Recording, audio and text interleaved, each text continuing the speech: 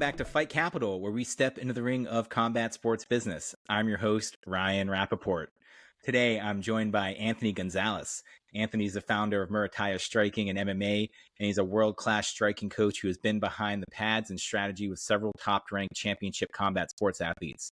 He trains a select group of athletes out of Costa Mesa, California, and he's had a hand in preparation of athletes who have had epic battles and fights. Thanks for being here again, Coach. I appreciate you coming back for round two. I've been following your work for a long time, so having you here again is an honor. How are you, and where are you joining from today? Doing good. Just here in my home, Costa Mesa, California. Thanks for having me again. Yeah, and just to preface it, we've filmed an interview. No. Sound was off. Couldn't get it fixed, so you're the first one who's coming back. So you're my second time, first interview. But thanks again for being here, man. Well, Not a problem. For everyone who's been listening and reading here, can you just talk a little bit about your journey into combat sports and Muay Thai and just how the athleticism that you had growing up turned into you becoming a coach? Yeah, I think like just dabbling in every sport I possibly could get my hands on. I didn't have any older siblings, but I had like older cousins and an older uncle that was only 4 years older than me, so he was like a brother. Uh, and he was extremely competitive and dabbled in every sport, so I had to be better than him. So he was my first competition, and just growing up from there, went on to play high level soccer and supplemented my training with Muay Thai and a little bit of boxing and some combat sports. Never really tried jujitsu or wrestling growing up till about like 18, 19 years old. But yeah, so just after sports and kind of going back to school a little bit, I decided that school wasn't for me. I just couldn't be stuck in a classroom, especially my entire life being outdoors or like being competitive. Being in a classroom wasn't for me, so decided to pack my bags and dabble in some Muay Thai and see where it could take me there. And then if it didn't, I could always go back to school. So it's kind of what I did, and then found myself in gyms like Rain Training Center down at Alliance and sparring guys like Diego Sanchez and traveling and sparring against BJ Penn and doing things like that. And just being around some of the best in the world in combat sports, and competed a little myself. And next thing you know, I'm cornering uh, fellow training partners, and before my career fully got like started in combat sports, I transitioned to coaching. Yeah, well, it's crazy how that turns in for a lot of people. First thing you're doing it for a workout, next thing you know you're training, next thing you know you're in fights. But you took it to one step further. You started doing the coaching and the cornering, and you've had the really awesome experience of being with some world-class people in there. You track a pretty select group of students, but can you talk about some of those qualities and attributes that you're looking at a student before you take them in and decide to start training them and coaching them? It's kind of hard to pick and choose who I train with or anything like that. I think it kind of just falls into place sometimes. If like when I first started, it fell into place sometimes because I was in the same training room as them or anything like that, and you have like a training partner like relationship. And sometimes I've had guys that are older than me wanting to get coached by me, so it kind of had a weird feel to it at first because I'm not that old, and guys who may have had even more experience in combat sports, but I just could translate what combat sports brought to the table and transition it into their own game. But now, when I'm coaching people or when I'm working with them, uh, it's definitely kind of word of mouth because, like you said, I don't have a lot that I don't put myself out there very much. So it's a lot of word of mouth, or people hear of me and then they're like, "Hey, can I come in and train with you one time?" And it's I I don't say no, but I don't say yes often. So if it works out, I'll have them come in. If it works with my time frame and my schedule and things like that, I'll have them come in and talk with them a little bit and see where their mindset is on where they want to be in their career and life and things like that. And if it goes past that, then I'll have them hop on a training session with me and see like what it is I can work with. Yeah, well, one of the biggest things I like to do is look at the part of the conversation that people aren't having. And I think most lay fans don't understand the importance of a pad holder. There's a massive level of skill that goes into that and being able to deliver the long amount of combinations and strategies. But can you just talk a little bit about that role that you play holding the pads and coaching the people in that fighter's development and performance? Yeah, just basically what I like to do, especially being a pad holder too. It I don't like to say I hold pads for if they're coming in. Hey, we're doing Muay Thai today or anything like that. Especially now that I'm fully invested in MMA, I have to put everything into perspective from takedowns to knees to clinching to so bring it all together in those pad sessions. Um, but also being hyper aware of it's not just all right, we're just going to stand here and hit pads. I make it more of a realistic sparring session and have them being able to attack, but then correcting them in those moments where I feel them doing something wrong or being in a wrong movement or wrong place, and then giving them different reads. So throwing things back at them so they understand, hey, if you do X, this is what can happen, and so on. And you've had some really notable names in there with you: Jalen Turner, Mackenzie Dern, Dan Argueta. I saw that you had Ashley Evans Smith in there recently as well. Hmm. How do you tailor your coaching approach to each one of those different fighters' needs and style? Um, a few of them like have come to me with like they grew up doing different disciplines. With Mackenzie, jujitsu, judo. Ashley was a really strong wrestler. Dan's a really strong wrestler. Jalen is a phenomenal striker, and so I'll start with like Jalen. Him being a phenomenal striker, uh, my job with him was to basically strip him of the nonsense he was doing during the striking that could put him in a bad position, and start tailoring his game and building his fight IQ to where he doesn't need to get into a firefight. He just picks people apart, turn him more into a sniper. I mean, he could still get into those firefights, and we saw it with the Dan Hooker fight that like when it needs to, when it happens, he's ready for it. But that's not necessarily what our game plan is going into fights. And then every camp or in between camp, because he trains uh, in between camps, he'll come to me 3 or 4 days a week, if not more, and then we'll just focus on specific things to get him tailored and create some muscle memory and get him dialed in, um, and then just build around that, and then slowly add those like spinning elbows, spinning stuff back in, and if he does it too much, I have to pull it back and do those type of things. Um, with Mackenzie, she carries for her weight class, carries a ton of power, and I don't have to worry about her going on the ground.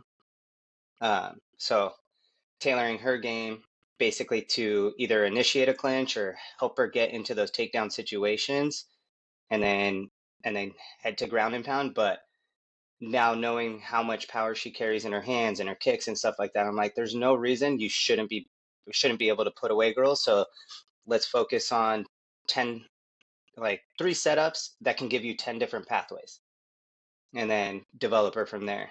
And then Dan, he's a pressure fighter. Like get into those pressure situations, very close, elbows, knees, to the takedown, to release from there, and finding his strikes and everything from there. So everybody has a little bit different tailoring that they can do, but for the most part, my goal is to bring them into being whole, complete fighters where they can strike and an entire fight, or they just use their striking to pressure and get a takedown. That was pretty evident in Mackenzie's last fight. Her striking was just on fire. That was Thank you. such an epic win for her, and that speaks to her development. And Yeah. obviously, and everyone knows she wants it to go to the ground. Yeah. So Yeah. for her to be able to go in there and throw some heat like that, it was definitely, I think, eye opening for a lot of fans who've been watching her Mhm. progress. And there obviously, when you're getting these fighters ready, there's this whole kind of mental process that they're having to go through. But how do you go through getting these fighters prepared and prepping them, even going into each individual training session? For me, it's really important to get like a read from them or a feel from them. Even stepping onto the mats, I can have this sense of uh, what their body's going to give me that day or anything like that. So I kind of tailor. I can have a loose plan of what we're going to do that day. But if I can't get the best out of them that way, I'll figure something out. And mentally, so that way mentally they don't feel deflated during a session at all. Because I could be teaching them, they're not ready to receive that information, and next thing you know, it's just they just leave the session being like, I didn't even want to be here, like, or anything like that. So I have a plan, but it can go out the window depending on how they feel. And as you know, MMA fighters train 2-3 times a day, so if I'm not getting them at a moment where maybe they didn't have a meal before, or their last, or before they come to me on their training session, they could be fatigued, anything like that, or they can only give me 45 minutes of actual hard work or attention, then I have to make sure that 45 minutes is quality work. I don't need them just to bang out pads and get cardio. They can run for that or do bag work. I'm there to give them specific instructions and have them execute. It's not an easy thing having to stay fresh, always trying to work through that game plan and Yeah, then dealing with everything that yeah. comes up in between there. Do you have like an overarching like approach or philosophy in there that helps kind of keep you with your North Star and getting these fighters into the right shape? I think personally, I wouldn't even call it a philosophy because I think for me, it's the approach that I take is if it's too strict on things that fighters tend to get pigeonholed, right? So I kind of I just said I kind of like to let them have a flow through a training session, feeling like they're getting the most out of it, and then it's my job to get the most out of them. Um, but philosophically, I'm a big into reading and doing all those things, and I don't really transition it into a talking process with them or anything like that. And so everything's grounded. I have everything kind of grounded in in specific movements or specific things that I like to do, and give them like a cornerstone of things. But a philosophy, I kind of feel sometimes can pigeonhole somebody and make them feel like they belong to a cult or something. You don't have to indoctrinate them and get them to Yeah, drink the Kool. Well, I'm sure there's some Kool-Aid that needs to be drank, but yeah. yeah, I get what you're saying. Well, I think it's pretty cool that you get to train out of RVCA Training Center there, and Mhm. I'm a huge fan of the facilities and even just the look and feel of it. How did you come to be coaching there, and what has that experience been like? Yeah, like I said, just working with certain guys, even competing, I would be able to go in there and spar with BJ and other athletes that were in there. And then as I started coaching, Pat Tenore gave me the opportunity to go and take. At the time, I was coaching Tony Ferguson, take him in there and use the cage and have that access to that gym, where not too many people get to, especially at that time when it first kind of was opening. I was very limited as to who got to go in there, and I got to thank Jason Parillo too for allowing that as well, because it was definitely as Pat built it for him and BJ, and being in that atmosphere too, it kind of made you raise your level. So it's pretty neat spot. Pat PM, he's Hmm. obviously a legend and epic. His art show was pretty cool, by the way, Oh too. yeah. Can you just elaborate a little bit on that influence and role that he's played in your growth as a coach and mentor? Yeah, I think as getting to know him more when we first met to even now, we just talked today for a little bit. He's just a curator of life, whether it's like bringing in different athletes, music artists, art painters, tattooers, things like that. I can't tell you how many awesome people I met because of Pat. That and he makes you immediately feel like family. And when he brings you in and ties you in, it's on you basically not to screw it up. That's a nice load to have to bear there. Yeah. I think one thing I didn't talk to you about last time, and Mhm.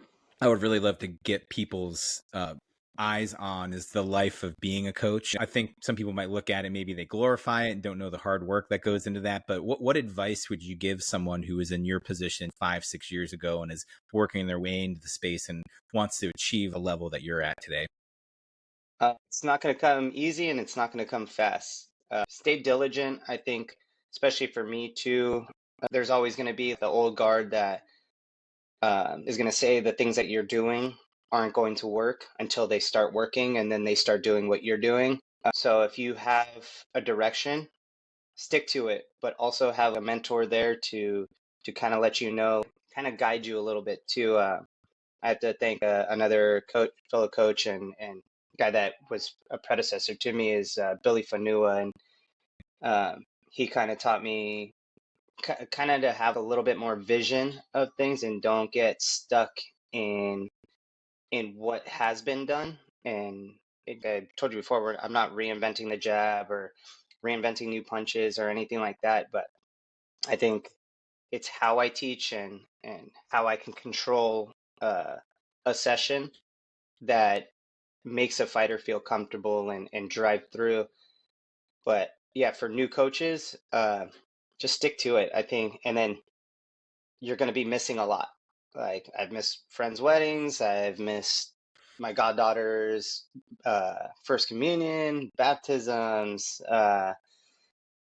birthdays, you name it.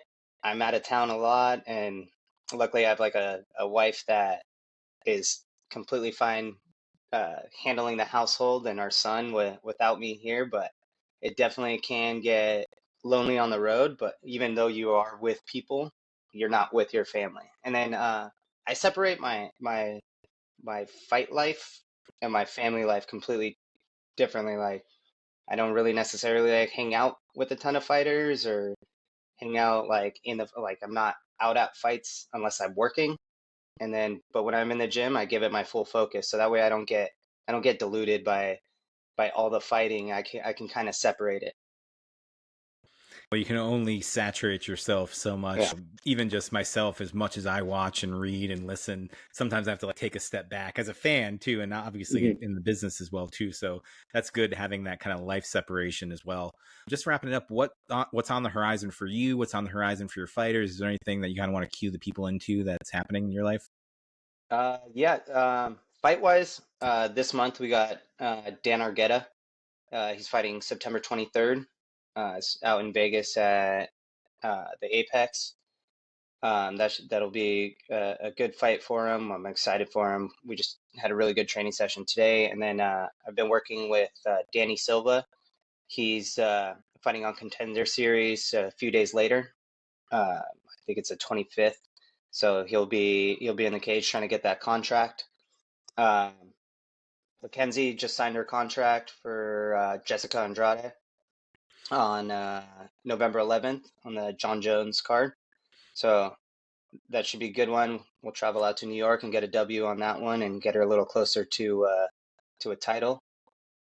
And then Ruka is no longer a gym, so it is. It was the company was sold and kind of the new company that came in and bought it said no more to the gym. So that chapter in life is over. So I'm currently in the process of looking and opening up my own gym. So to develop a little bit more of a fight team, and I'll have some coaches that I trust kind of in there to bring up the younger guys, and then work with me with guys that are already established in the scene. Well, congratulations. Yeah. Ruka's epic. And it'll be a part of history for the people that Hmm. have come through there with Jason and yourself and Pat. So that's the bummer to hear, but also it's one of those things too where it's on to the next Yeah. step, right? It's elevation, Right. forced Yeah. elevation. Yeah. Definitely. Well, hopefully I'll see you out there in November. Should be out there in New York, but really Awesome. so thankful for having you again today, man. Appreciate you doing this because it was so valuable, and I was so bummed that the sound wasn't working. I was ready to Dang. pay people a couple $100 to get to work, and Come on, let's get even it then up. they were yeah. Once again, man, thanks for being here. This is going to be great and super helpful for people. I'm looking forward to seeing what you and the team do next. No problem. Thanks for having me. Yeah, thanks again, brother.